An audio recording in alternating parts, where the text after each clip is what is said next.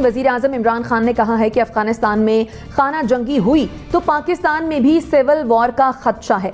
जब रोज़ाना के बम ब्लास्ट हो रहे हों, जब गली कुचों में बम फट रहे हों, जब हमारे पार्क महफूज ना रह रहे हों, जब हमारे शॉपिंग मॉल्स महफूज ना हो, मार्केटें महफूज ना हो, तो वो खाना जंगी है। जिस तरह तालिबान है वो आपके ऊपर अटैक करते हैं और पाकिस्तान आर्मी अगर उनका मुकाबला करती है तो ये अंदर आके एक इंसर्जेंसी है जिसको आप काउंटर कर रहे हैं। लेकिन अगर तालिबान आगे अंदर अपनी शरीयत नाफज करना चाहें और लोकल पॉपुलेशन उनके खिलाफ उठ खड़ी हो और लड़ाई शुरू हो जाए तो ये खाना जंगी। पाकिस्तान के पाले हुए अफगानी तालिबानी आतंकियों ने फौज, पुलिस, आवाम पर हमले कर शरिया कानून को जबरदस्ती लागू कराना शुरू क्या किया। इमरान की भी पतलून डर के मारे गीली हो रही है। अमेरिकी टीवी चैनल के सामने शेर की खाल पहने भेड़िया बने इमरान ने इसका इजहार किया है। इमरान का कहना है कि अफगान तालिबान जंग विवाद ने पाक में सिविल वॉर का खतरा बढ़ाकर नींद उड़ा दी है। अफगान तालिबान को सहना अब पाक के बस की बात नहीं है। नाजरीन, वज़ीर आज़म इमरान खान ने कहा है कि अफगानिस्तान में खाना जंगी हुई तो पाकिस्तान में भी सिविल वॉर का खदशा है। अमरीकी टीवी को इंटरव्यू में वज़ीर आज़म ने कहा कि हम अफगानिस्तान के सियासी हल के लिए दबाव डालने के अलावा कुछ नहीं कर सकते। पाकिस्तान मजीद अफगान मुहाजिरीन का बोझ नहीं उठा सकता। वज़ीर आज़म इमरान खान की तरफ से ये बात इस वक्त की गई है जब अफगान तालिबान का एक वफ्द चीन का दौरा कर रहा है। अफगानिस्तान में खाना जंगी से पाकिस्तान में भी सिविल वॉर का खदशा है, ये वज़ीर आज़म ने कहा है। और क्या इमरान खान का ये खदशा दुरुस्त है? मैं समझता हूँ दुरुस्त है। देखिए, हम खाना जंगी किसको कहते हैं? खाना जंगी ये ज़रूरी नहीं ये है कि गलियों कूचों में लड़ाई हो रही होगी। अगर गली कूचों में बम फट रहे हैं तो वो भी तो खाना जंगी है। वो दहशतगर्दी तो कोई एक आइसोलेटेड वाक़या हो गया, टेररिज्म का एक वाक़या हो गया, दो हो गया। जब रोज़ाना के बम ब्लास्ट हो रहे हों, जब गली कुचों में बम फट रहे हों, जब हमारे पार्क महफूज ना रह रहे हों, जब हमारे शॉपिंग मॉल्स महफूज ना हो, मार्केटें महफूज ना हो, तो वो खाना जंगी है। जब मेरा मतलब है और क्या, जंग का समा हो गया कि मैं घर से निकलूँगा मुझे नहीं पता क्या होगा। अब अगर लाहौर में कितने बम ब्लास्ट हुए हैं उस दौरान, गुलशन इकबाल पार्क से लेके हर जगह, कराची में कितने हुए, और कोयटा में तो अब भी दोबारा लहर आ गई है। तो इसलिए मैं समझता हूँ कि ये ठीक बात है कि खाना जंगी ये थोड़ी है कि गली कुचों में कोई गुरिल्ला वार हो रही होगी, एक तरफ पाक फौज ने बंदूकें पकड़ी होंगी, दूसरी तरफ टीटीपी असला लेके चल रही होगी। नहीं, ऐसा नहीं है। ये ऐसे ही खाना जंगी होगी। इधर बम फट गया, उधर कार्रवाई हो गई, वो अगवा हो गया, वो तावान हो गया, वो उसको ले गए। हमने देखे नहीं पंजाब से यहाँ यूसुफ रज़ा गिलानी का बेटा, सलमान तासीर का बेटा, ये क्या था? ये भी खाना जंगी की किस्म थी। जब आपके शहरी इलाकों से तालिबान या अफ़गानिस्तान में लोग अगवा होकर चले जाएं और फिर उनके भारी भारी तावान देके उन्हें वापस लाया जाए। और हमें अफ़गानिस्तान से क्या मिला है? जब रूस के ख़िलाफ़ लड़े कलाशनकोफ और मंशियात मिली, 9/11 के बाद लड़े तो बम ब्लास्ट मिले। अब फिर हम बेवजह कह रहे हैं कि जी वो तालिबान होगा तो ये होगा। नतीजा वही होगा जो रूस के साथ हुआ और 9/11 के बाद हुआ। और मैं समझता हूँ कि ठीक कहा है उन्होंने।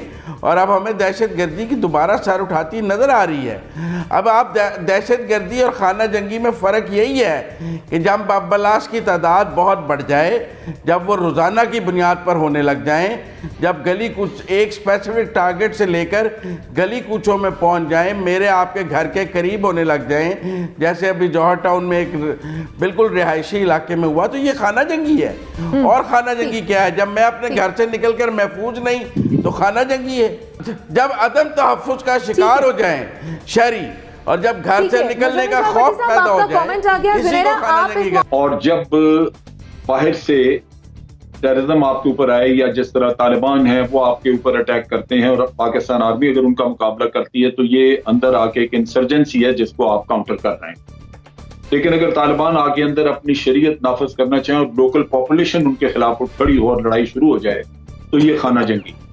क्योंकि तालिबान प्रेडोमिनेंटली पख्तून है, इसलिए ये पॉसिबिलिटी मौजूद है कि पाकिस्तान साइड से कुछ पख्तून उनकी मदद करना चाहें, उनको हेल्प करना चाहें, या ये कि कोई इनकी आपस में ऐसी अंडरस्टैंडिंग हो जाए कि उन तालिबान को ये इधर पनाह देना चाहें, क्योंकि इनकी एफिनिटीज हैं। और किसी ज़माने में जब फेंस वगैरह नहीं थी तो ये बड़ा फ्रीली मूव करते थे, इनके रिश्तेदारियाँ हैं, एक दूसरे की फैमिलीज बटी हुई हैं।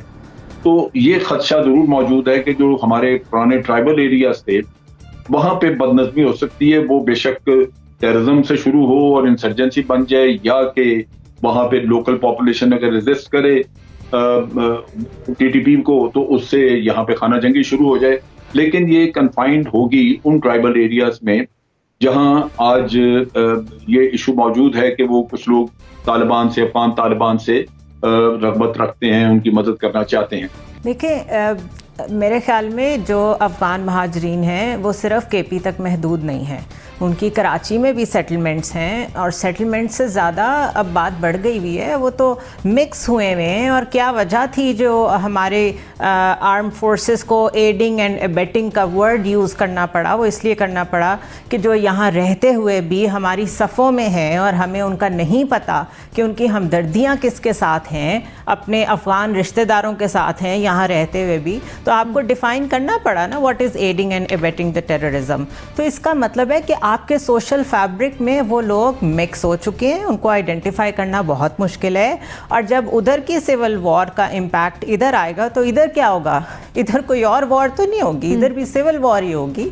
आप उसको टेररिज्म का टैग दे दें, आप उसको जो वर्ड्स, मेरे ख्याल है डेफिनेशन में उलझ जाना इस वक्त कोई मसले का हल नहीं है। कॉन्सेप्चुअली वज़ीर आज़म बिल्कुल ठीक कह रहे हैं, हमारी अलाइनमेंट है कल्चरली अफ़गानिस्तान के साथ, रिलीजियस एफिनिटी है, आइडियोलॉजिकल एफिनिटी है, पॉलिटिकल है, हिस्टोरिकल है। जो कुछ उधर होगा उसका इम्पैक्ट इधर आएगा और बहुत शदीद आएगा, क्योंकि हम उनकी वॉर्स का हिस्सा भी रहे हैं, जैसे भी रहे हैं। सबको पता है कि हिस्ट्री क्या है, हमने वहाँ के लोगों को यहाँ पनाह भी दी है, अब हम उन्हें वापस भेजना चाह रहे हैं, वो जाने को तैयार नहीं हैं। और जो लास्ट जिस जौहर टाउन के वाक़े का जिक्र हुआ उसमें तो वो अफ़गान शामिल थे जो यहीं पे पैदा हुए, यहीं पे बड़े हुए, लेकिन उनकी हमदर्दियाँ वहाँ वालों के साथ हैं। उसके अलावा अगर यहाँ ऐसे लोग और एलिमेंट्स मौजूद होंगे तो आप देखें जो इंडिया रॉ के ज़रिए से ऑपरेटिव्स अपने फैलाता है और उनको यूज़ करता है पाकिस्तान में टेररिज्म के लिए, उसका भी खदशा बढ़ जाएगा। तो that is civil war. Absolutely ठीक कहा है उन्होंने। एक तो ये कि रशियन फॉरेन मिनिस्टर ने भी आज इस बात की तस्दीक की है कि आईएसआईएस के फुटप्रिंट्स वहाँ पे हैं। इसका मतलब है कि अफ़गानिस्तान पहले ही वॉर टॉर्न कंट्री था, अभी वहाँ पे इराक और सीरिया जैसी सूरत हाल होने जा रही है। तो वॉर के अलावा स्ट्रीट्स में भी आपको सिविल वॉर नज़र आएगी। दूसरा ये कि अमेरिका वहाँ से निकलने के फ़ौरन बाद एक डिप्लोमेटिक नेगोशिएटेड सिचुएशन से वो निकला है वहाँ से, और उसके बाद उसने बम्बारमेंट शुरू कर दी है। और वो साफ कह रहे हैं कि वो तालिबान के ऊपर बम्बारमेंट कर रहा है to support Afghan national army. इसका मतलब है अभी प्रीवियस जंग ही वहाँ ख़त्म नहीं हुई थी। तो सबसे ज़्यादा इम्पैक्ट तो आपको पता है हमेशा पाकिस्तान पे ही आता है। तो मिलिटरीली भी, सोशली भी, हर लिहाज से सिविल वॉर के लिए हमें तैयार रहना चाहिए। कि तालिबान के जो असरात हैं वो नज़रियाती या फ़िक्री जो असरात हैं वो आपकी सोसाइटी के अंदर उनका रद्द-ए-अमल ज़रूर हो सकता है, उनका असर रसूख बढ़ सकता है। वो लोग जो इस्लामाइजेशन के साथ या जो तालिबान के साथ रग़बत रखते हैं उनके अंदर ये सोच तक़वियत पकड़ सकती है कि अच्छा जी तालिबान ने कोई फ़तह हासिल किया है, और अगर वो किसी एक इरादे के ऊपर या जो भी सोच है उनकी, तो उसके असरात तो वाइडली हो सकते हैं उन तबकात के अंदर जो तालिबान के साथ रग़बत रखते हैं। जहाँ तक इस सिविल वार या जनरल साहब ने जैसे कहा कि मैं इनसे ये एग्री करता हूँ कि जो केपी का बॉर्डर एरिया है ख़ास तौर के ऊपर हमारा बाजोड़ से लेकर और वज़ीरिस्तान तक का, इन एरियाज़ के अंदर ज़रूर ऐसे पॉकेट्स अभी भी मौजूद हैं जहाँ पे तालिबान के लिए हमदर्दी हैं या तालिबान के ख़िलाफ़ रेजिस्टेंस भी है इन इलाकों के अंदर। अभी रिसेंटली भी जानी खेल का इलाका है, वहाँ पर भी कुछ ऐसे वाक़यात हुए थे, सानियात हुए थे। बलूचिस्तान के अंदर जो बॉर्डर एरिया है, मैं नहीं समझता कि वहाँ पर कोई बड़े पैमाने के ऊपर भी इनके असरात जो अफ़गानिस्तान के असरात हैं वो इधर आएँ खाना जंगी की सूरत में या बदअमनी की सूरत में। हाँ, ये ज़रूर हो सकता है कि जो महाजरीन का इन्फ्लैक्स है वो ज़्यादा बढ़ सकता है, और महाजरीन की सूरत के अंदर माजी में भी जिस तरह से हुआ कि बाज़ इंतहा पसंद या दहशतगर्द नाज़र जो है वो हुरिया बदल के महाजरीन की सूरत में पाकिस्तान आए और फिर पाकिस्तान में उन्होंने पनाह ली या कुछ सरगर्मियाँ करने की कोशिश की। ये तो